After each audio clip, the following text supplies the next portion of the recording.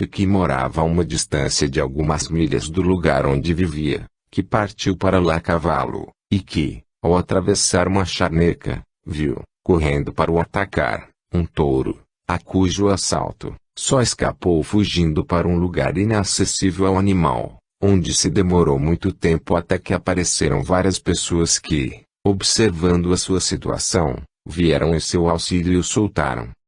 Estava a almoçar na manhã seguinte, quando veio a chamada, achando graça curiosa e coincidência, pois assim lhe pareceu, montou a cavalo e partiu.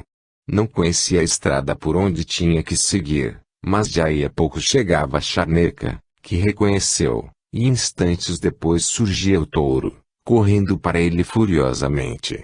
Mas o sonho tinha lhe revelado o lugar de refúgio, para onde se dirigiu imediatamente. Ali passou 3 a 4 horas, sitiado pelo touro, até que vieram os camponeses que o livraram. O Dr. Watson declara que, se não fosse o seu sonho, não teria sabido em que direção correr para se salvar. Um outro caso, em que um intervalo muito maior ocorreu entre o aviso e o fato, é dado pelo Dr. F. G. Ley, em Vislumbres do Sobrenatural, Vol.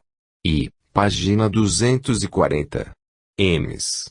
Anna Green, governante de uma família da província em Oxford, sonhou uma vez que tinha ficado sozinha em casa num domingo à noite, e que, ouvindo bater a porta principal, a tinha ido abrir, encontrando um vadio mal encarado, armado de um cacete, que quis imediatamente meter-se pela casa dentro.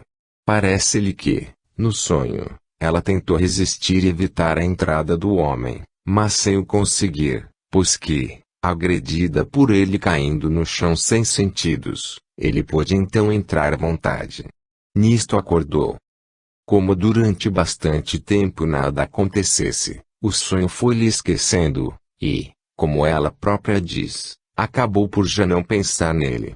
7 anos depois, porém, esta mesma governante ficou com 2 outras criadas a tomar conta de uma casa um pouco isolada em Kensington, na Inglaterra, que veio depois a ser a casa da cidade da mesma família, quando, numa noite de domingo, tendo ambas as criadas saído e estando só ela em casa, uma pancada à porta de repente a sobressaltou.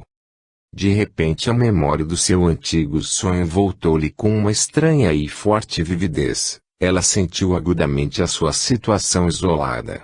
Por isso, tendo imediatamente acendido um candeeiro no átrio, e durante este tempo todo continuavam a bater à porta, tomou a precaução de ir espreitar pela janela que do patamar de cima dava sobre a porta da rua. Foi grande o seu terror quando viu, em carne e osso, o indivíduo que havia anos havia visto no seu sonho, armado com o mesmo cacete exigindo que lhe abrissem a porta.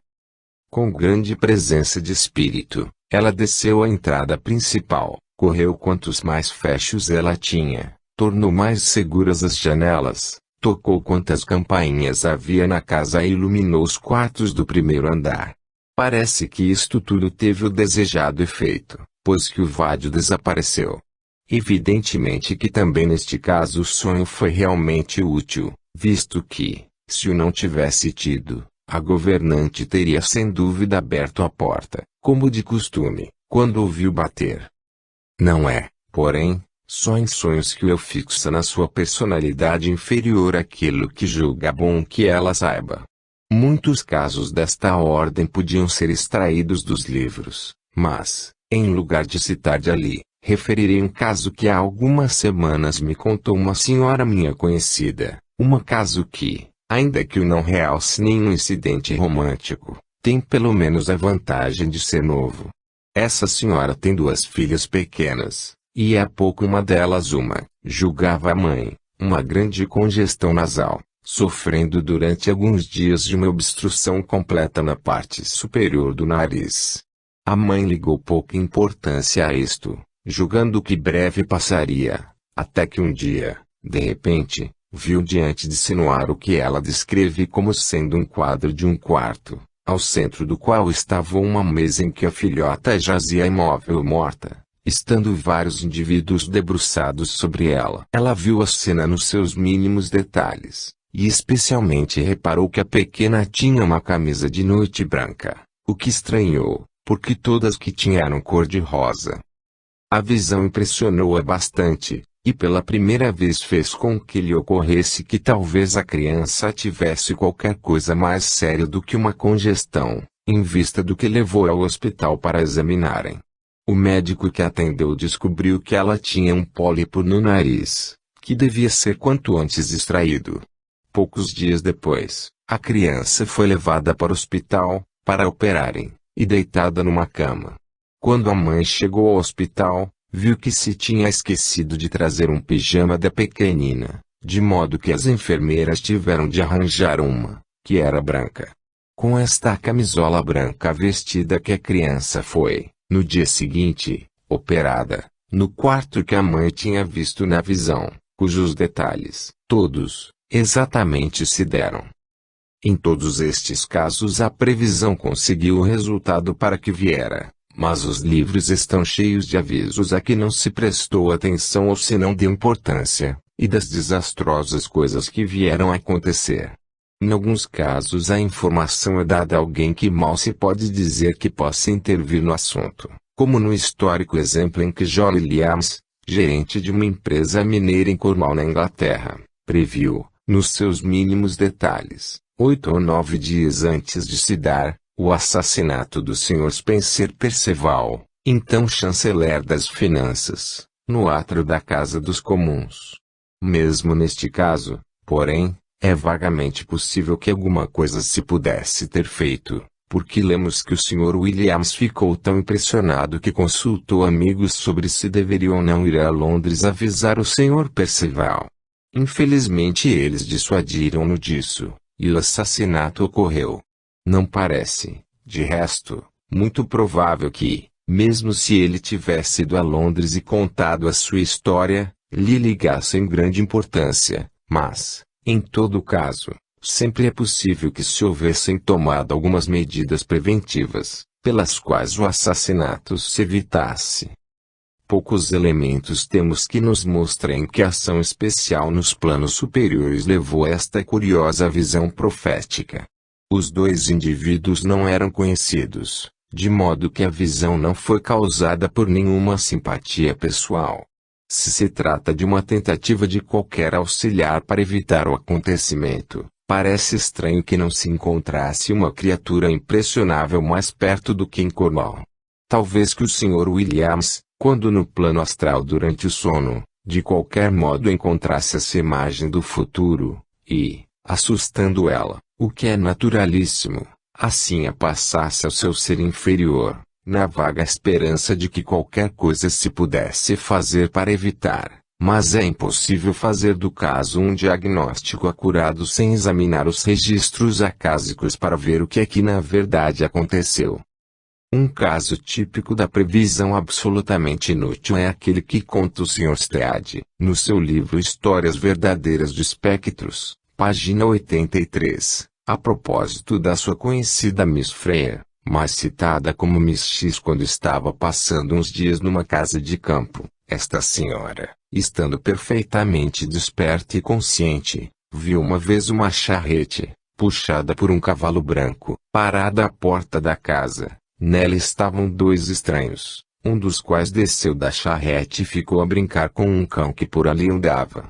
Ela reparou que esse indivíduo estava de sobretudo e viu também, nítidos, os sinais recentes das rodas da charrete na terra. Mas, ao tempo, não estava ali carro nenhum. Meia hora depois, porém, surgiram dois estranhos dentro de uma charrete, e a visão, que essa senhora havia tido, realizou-se em todos os seus detalhes. O Sr. Stead cita, a seguir, um outro caso de previsão igualmente inútil, onde 7 anos mediaram entre o sonho, dessa vez tratava-se de um sonho, e a sua realização. Todos estes casos, e são apenas exemplos citados ao acaso de entre muitas centenas deles, mostram que uma certa dose de previsão é sem dúvida possível ao eu, E estes casos seriam sem dúvida muito mais frequentes se não fosse a excessiva densidade e falta de vibração correspondente nos instrumentos inferiores da maioria do que nós chamamos a humanidade civilizada, qualidades principalmente atribuíveis ao intenso materialismo prático da nossa época. Não me refiro a qualquer profissão de fé materialista como sendo coisa vulgar, mas sim ao fato de que nas coisas práticas da vida cotidiana quase toda a gente é guiada apenas por considerações de interesse material de uma forma ou outra. Em muitos casos o próprio eu pode ser um eu pouco desenvolvido, e a sua previsão, por conseguinte, muito vaga. Em outros poderá, ele, ver claro, mas possuir instrumentos inferiores tão pouco impressionáveis que apenas consiga imprimir ao cérebro um vago presságio de desgraça iminente. Há, ainda, casos em que uma previsão é obra, não do eu, mas de qualquer entidade exterior, que, por qualquer razão, sente interesse pela pessoa a quem dá esse sentimento. Na obra que citei, o Sr. Stear refere-se à certeza, que teve muitos meses antes, de que assumiria a direção da Palma Gazette ainda que, de um ponto de vista normal, nada parecesse menos provável. Se esse pré-conhecimento foi resultado de uma impressão dada pelo seu próprio eu ou de qualquer aviso amigável de qualquer entidade estranha, é impossível dizer sem que se investigue, mas o fato é que a confiança nesse pressentimento foi amplamente justificada. Há ainda uma variedade de clarividência no tempo que não deve passar sem referência. É relativamente rara, mas há dela bastantes exemplos para que a devamos referir, ainda que, infelizmente, os detalhes dados em geral não incluam aqueles que nos seriam essenciais para que pudéssemos fazer um diagnóstico seguro. Refiro-me aos casos em que exércitos espectrais ou rebanhos espectrais foram vistos. Em O Lado Noturno da Natureza, página 462-86, temos vários exemplos dessas visões. Ali se conta como em Avará Park, ao pé de Ripley, vários batalhões de soldados, umas centenas, ao todo foram vistos, por pessoas merecedoras de crédito, fazer várias manobras e, em seguida, desaparecer, e como, alguns anos antes, um exército visionário semelhante foi visto na vizinhança de Inverness por um lavrador e seu filho, ambos criaturas respeitáveis. Neste caso, também, o número dos soldados era muito grande, e os dois espectadores não tiveram, a princípio, a mais pequena dúvida de que se tratava de gente de carne e osso. Contaram, pelo menos, 16 sessões duplas, e tiveram bastante tempo para observar todos os detalhes. Os que iam na frente marchavam 7 a 7 e eram acompanhados por muitas mulheres e crianças, que levavam latas e outros apetrechos de cozinha. Os soldados iam fardados de vermelho, e as armas luziam ao sol. No meio deles ia um animal, uma corça ou um cavalo, não puderam ver bem o que era, que eles aguilhoavam furiosamente a baioneta. O mais novo dos espectadores observou para o outro que de vez em quando, as últimas filas tinham que correr para apanhar as dianteiras. O mais velho, que tinha feito serviço militar, observou ter sido esse sempre o caso, recomendando-lhe que, se alguma vez viesse a assentar praça, visse sempre se conseguia marchar nas primeiras filas. Havia só um oficial a cavalo, o cavalo era cinzento, e o oficial tinha um capacete ornamentado a dourados e uma capa azul de sardo, com largas mangas forradas de encanado.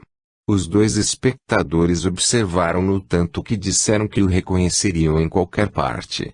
Tiveram, porém, receio de ser maltratados ou de ser forçados a acompanhar as tropas, que lhes pareceu que deviam ter vindo da Irlanda, tendo desembarcado em Kintyre, e, enquanto trepavam por cima de uma barreira para sair do caminho, tudo aquilo de repente desapareceu.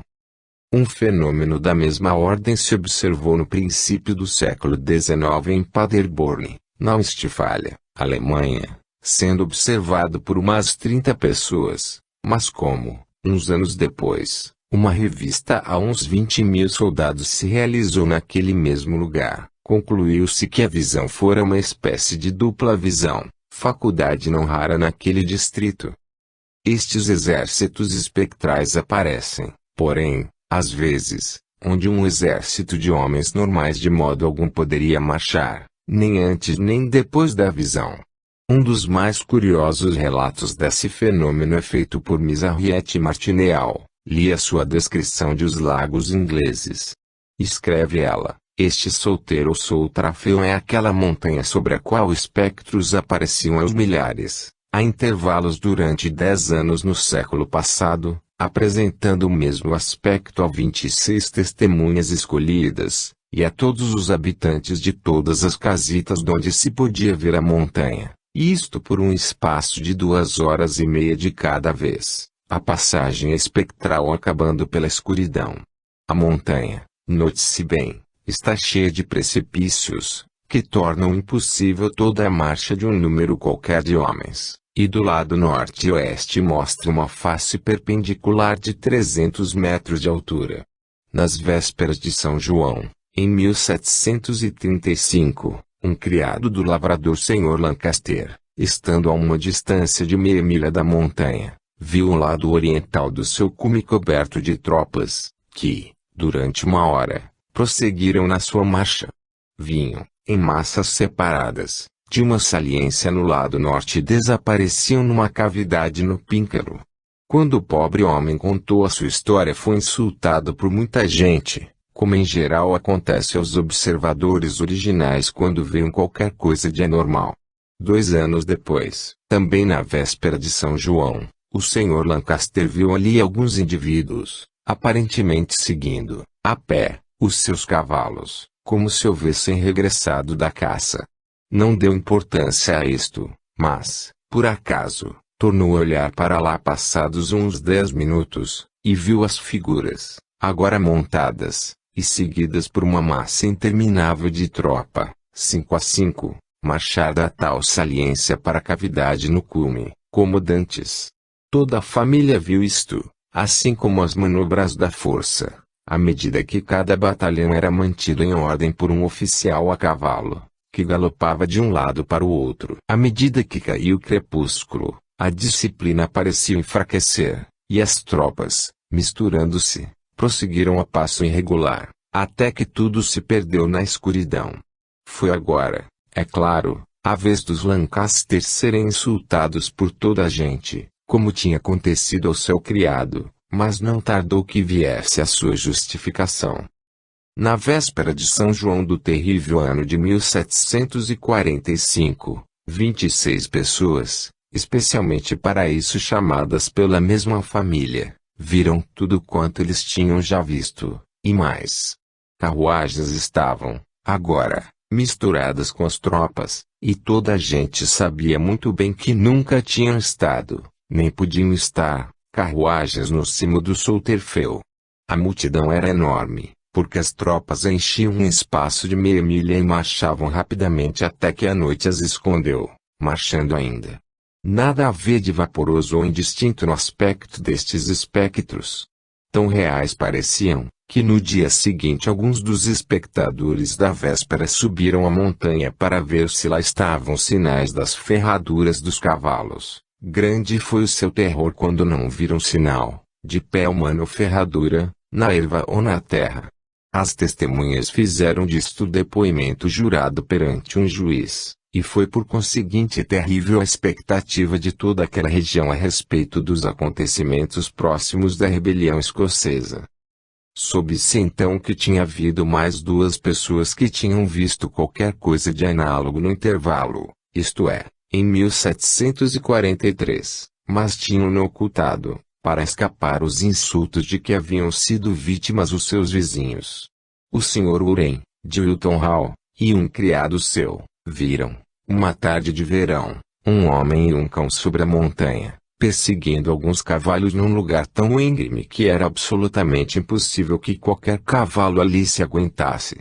A velocidade, com que corriam, era prodigiosa, e tão rápido foi o seu desaparecimento na extremidade sul do Feu, que o Sr. Uren e o criado subiram até lá a manhã seguinte à busca do cadáver do homem, que com certeza devia ter morrido.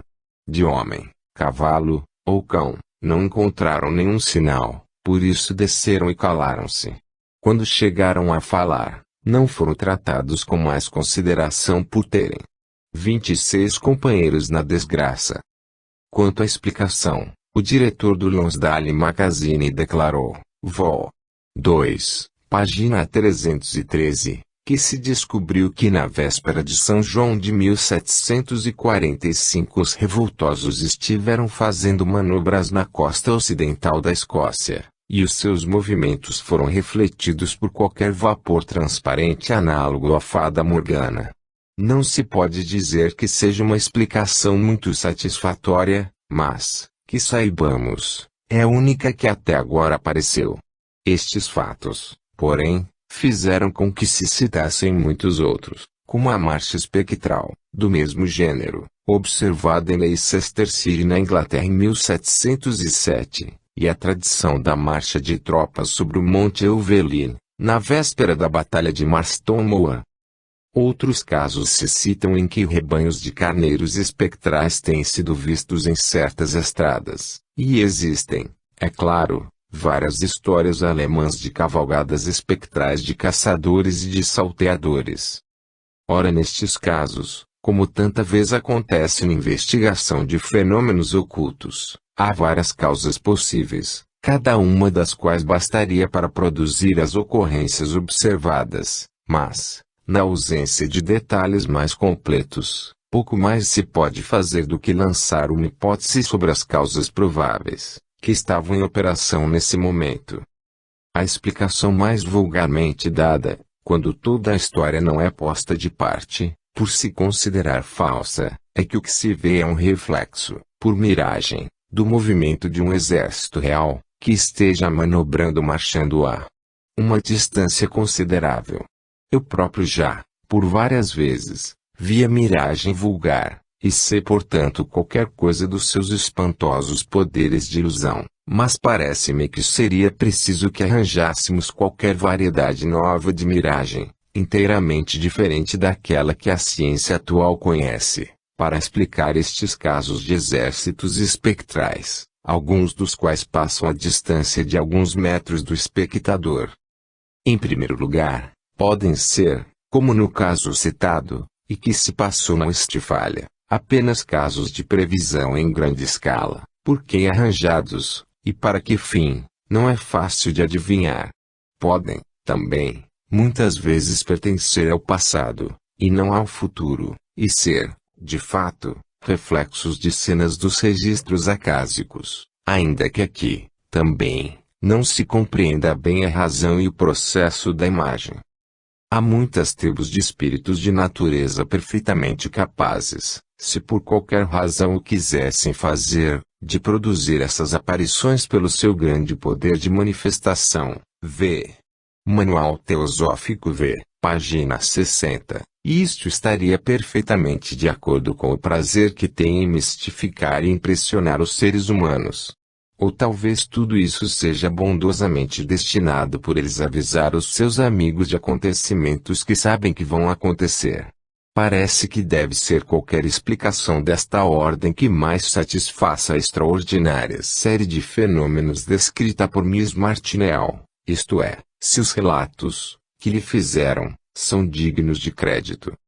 Outra possibilidade é que, em alguns casos, o que se tomou por soldados foi simplesmente um grande número de espíritos da natureza executando algumas daquelas manobras ordenadas que eles têm tanto prazer em fazer, ainda que se deva confessar que essas manobras raras vezes são de gênero que possa ser tomado por militar, a não ser por criaturas excessivamente ignorantes.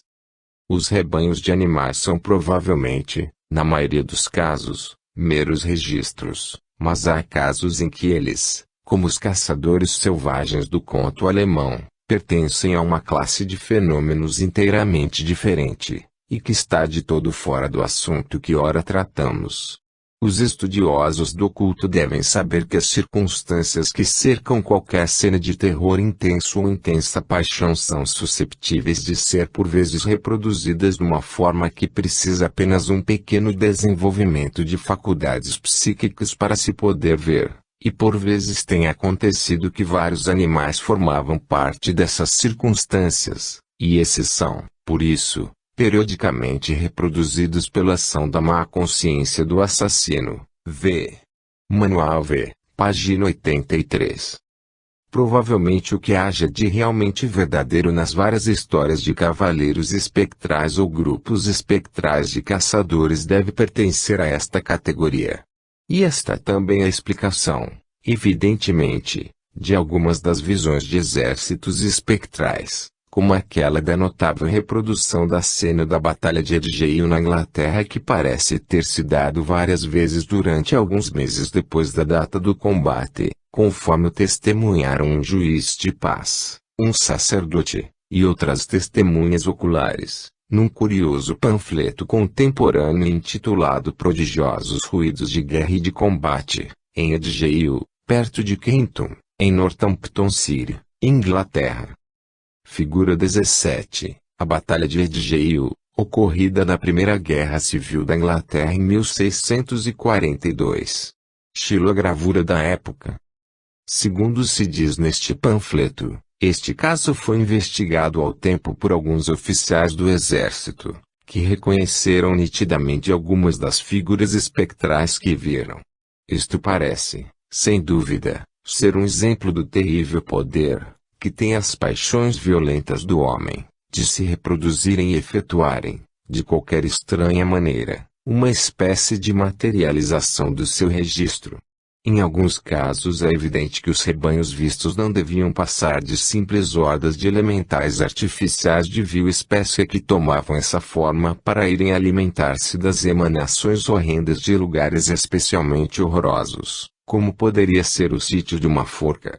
Um exemplo disto é dado pelos chamados gibigostes, ou espectros da forca, descritos em Mais Vislumbres do Mundo Invisível, página 109, como sendo repetidamente vistos sob a forma de manadas de estranhos e disformes animais de aspecto suíno, correndo, escavando e debatendo-se noite após noite no sítio desse horrível monumento do crime.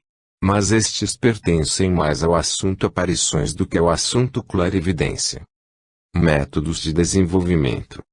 Quando um indivíduo se convence da realidade do valioso poder da clarividência, a sua primeira pergunta é geralmente: como posso eu, no meu caso, desenvolver essa faculdade, que se diz estar latente em toda a gente?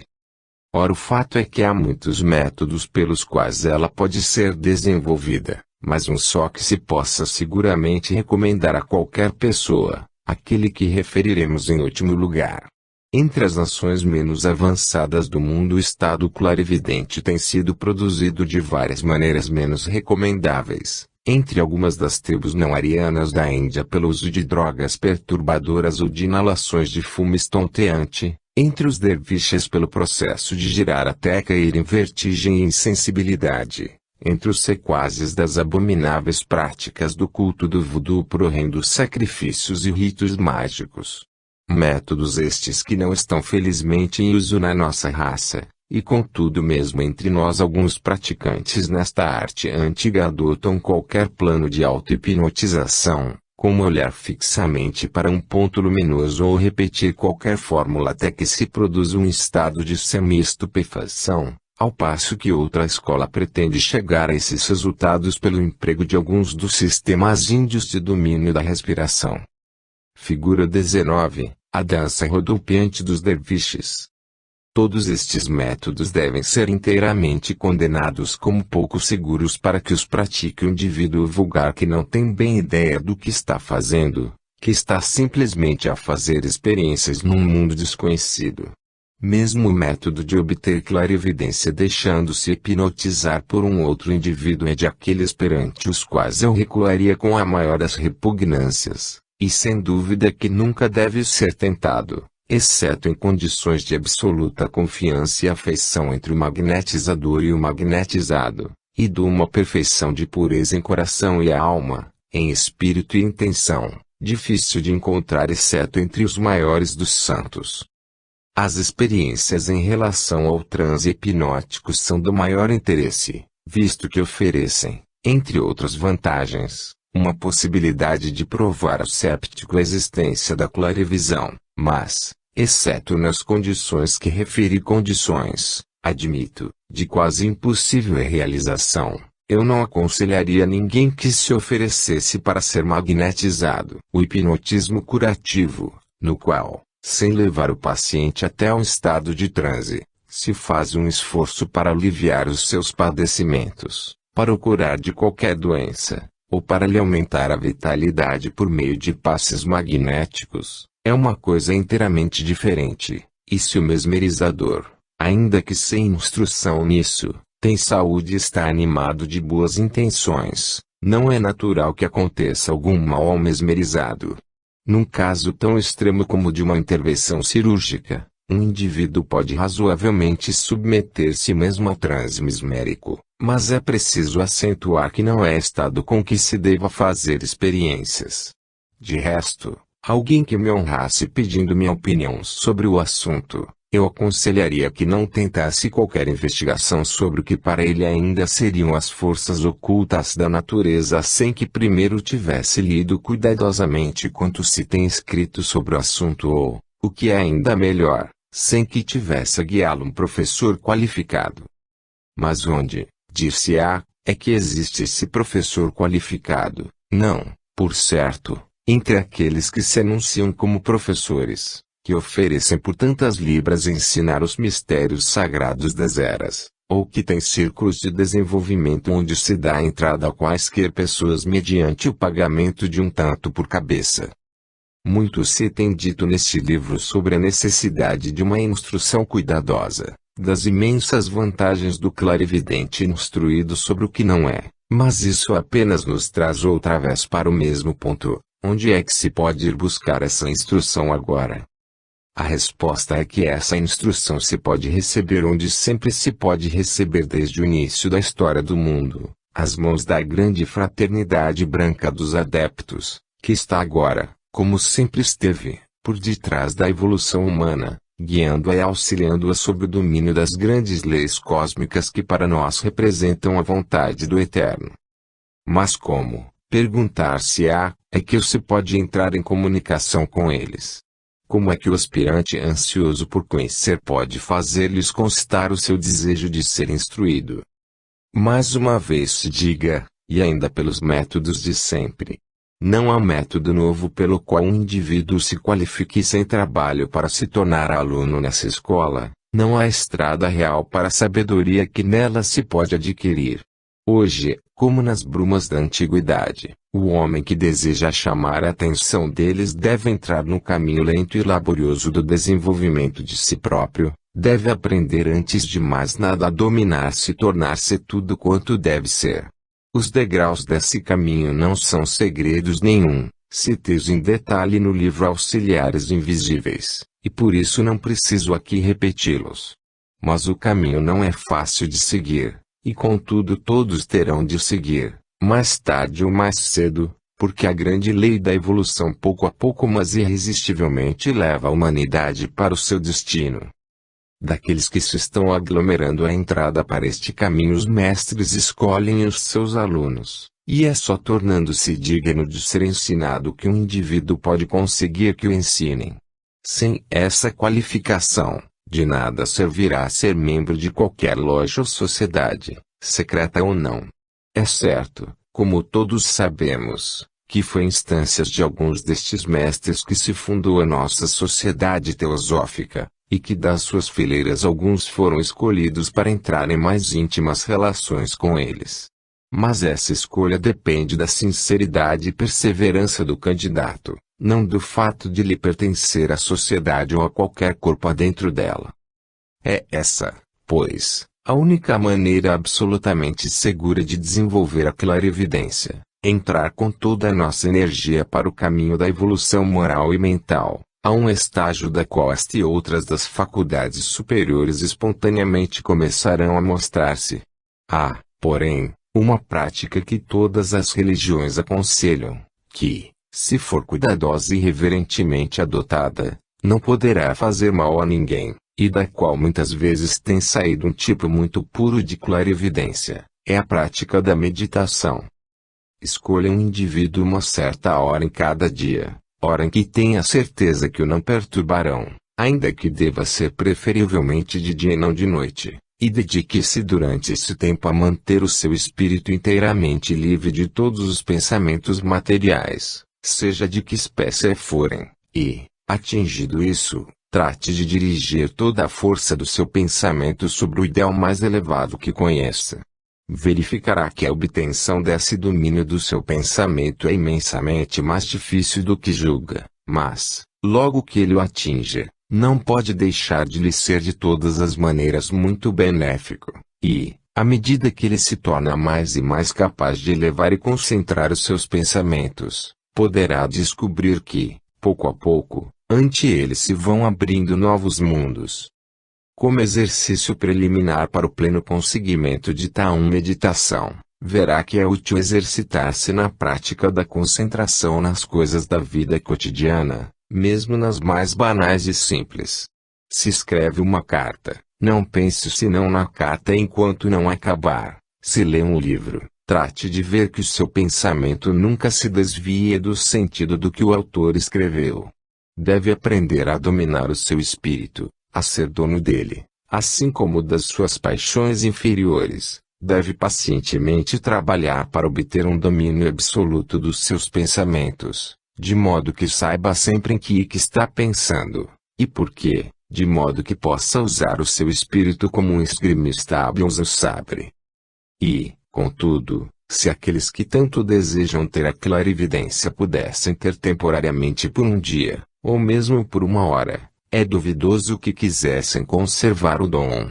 É verdade que abre diante deles novos mundos para estudo, novos poderes para ser útil, e por esta última razão muitos de nós achamos que vale a pena, mas não devemos esquecer que, para alguém cujo dever o chama viver ainda no mundo, a clarividência não é inteiramente agradável.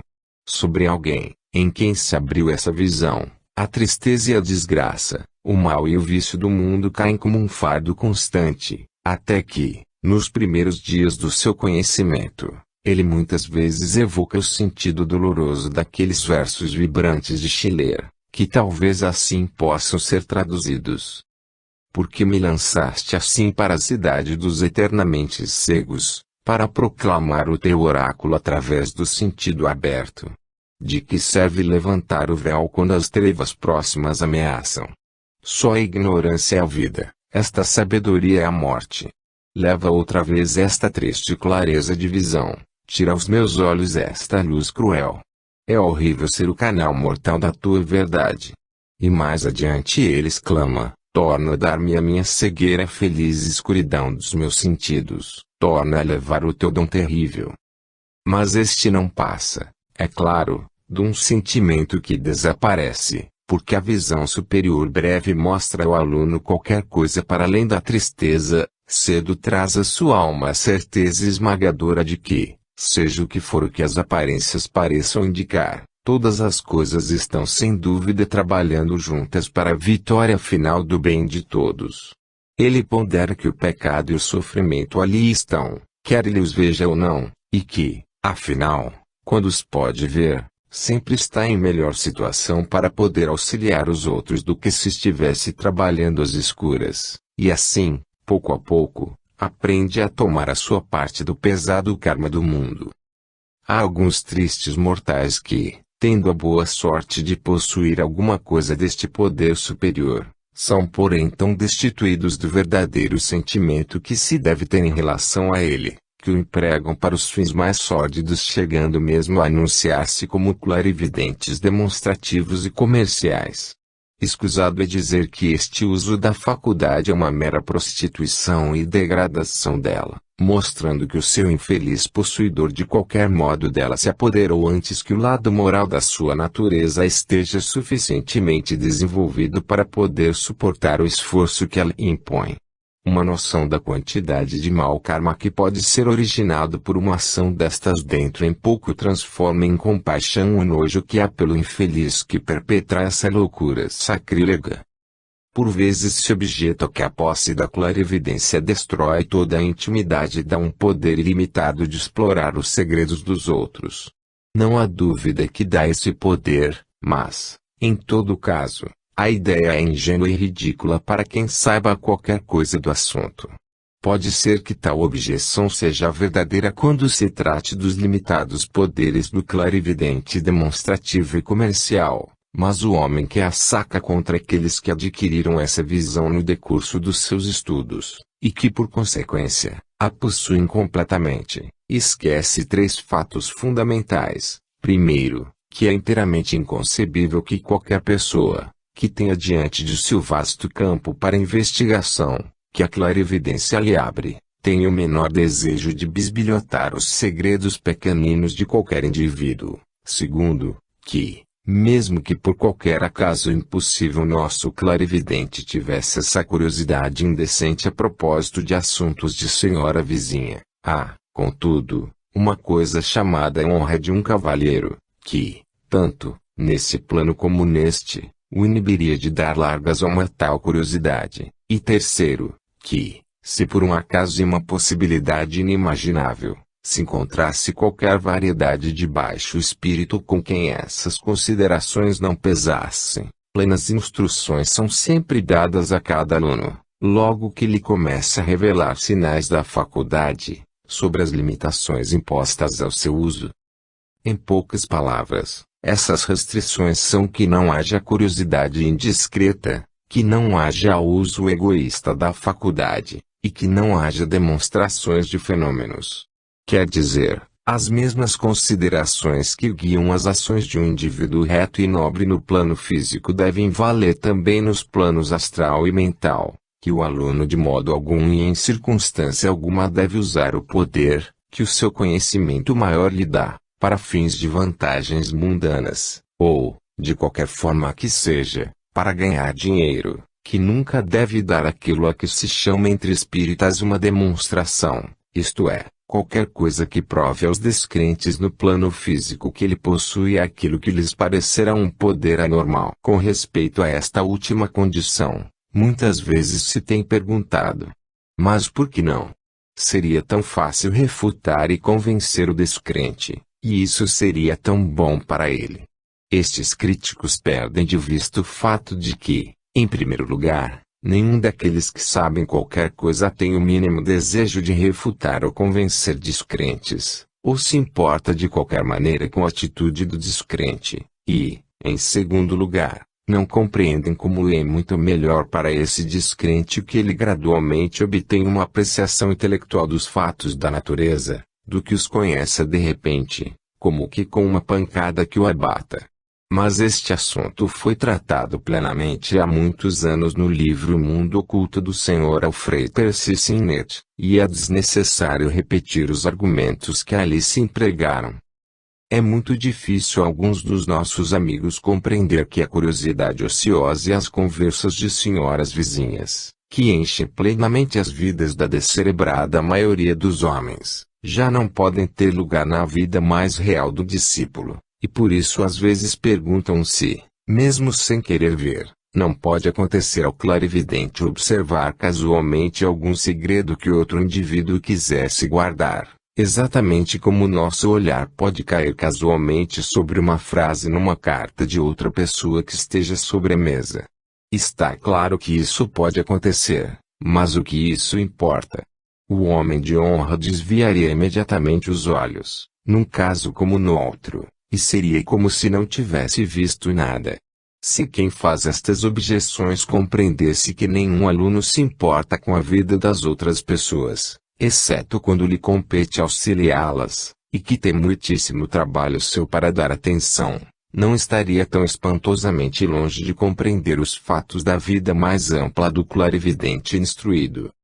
Mesmo do pouco que disse a respeito das restrições impostas ao aluno, se concluirá que muitas vezes ele saberá muito mais do que se sinta com a liberdade para dizer. Isto, é claro, é verdade, ainda que num sentido muito mais vasto, a respeito dos próprios grandes mestres da sabedoria, e é por isso que aqueles que têm o privilégio de ocasionalmente estar na sua presença dão tanta atenção às suas mínimas palavras, mesmo em assuntos inteiramente fora do que eles diretamente ensinam.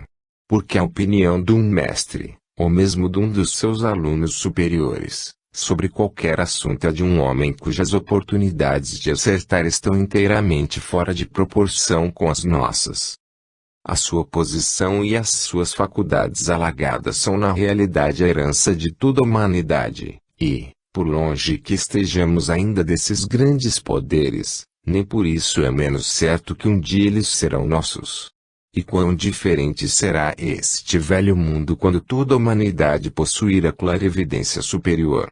Refleti na diferença que fará para a história quando todos puderem ler os registros, para a ciência quando todos os processos, a respeito dos quais os homens hoje teorizam, puderem ser vistos em operação, para a medicina, quando o médico e o paciente puderem ambos ver, com clareza e justiça, tudo o que se está fazendo, para a filosofia, quando já não for possível qualquer discussão quanto à sua base, porque todos podem ver um mais largo aspecto da verdade, para o trabalho, quando todo o trabalho será uma alegria, porque cada indivíduo só terá de fazer aquilo que melhor possa fazer, para a educação, quando os espíritos e os corações das crianças estiverem patentes ao professor que está tentando da formação dos seus caracteres, para a religião, quando já não houver possibilidade de discussão sobre os seus dogmas fundamentais, visto que a verdade a respeito dos estados depois da morte da grande lei que rege o mundo estará aberta aos olhos de todos. E, acima de tudo, quão mais fácil não será aos homens evoluídos desse tempo auxiliarem-se uns aos outros, em condições tão mais livres. As possibilidades que se abrem ante os nossos olhos são como visões gloriosas de todos os lados nos cerquem, de modo que a nossa sétima ronda deve na verdade ser uma verdadeira idade de ouro. Bem é para nós que essas grandes faculdades não serão possuídas pela humanidade inteira senão quando ela tiver evoluído até um nível muito superior de moralidade, assim como de sabedoria. Se assim não fosse, iríamos apenas repetir, em condições muito piores, a terrível derrocada da grande civilização da Atlântida, cujos membros não compreenderam que o aumento do poder implica o aumento da responsabilidade. E contudo nós próprios estivemos, na grande maioria, entre esses homens. Oxalá que tenhamos aprendido alguma coisa com essa derrocada, e que, quando as possibilidades da vida maior se abrirem diante de nós, possamos, desta vez, nos sair de forma mais nobre. Fim.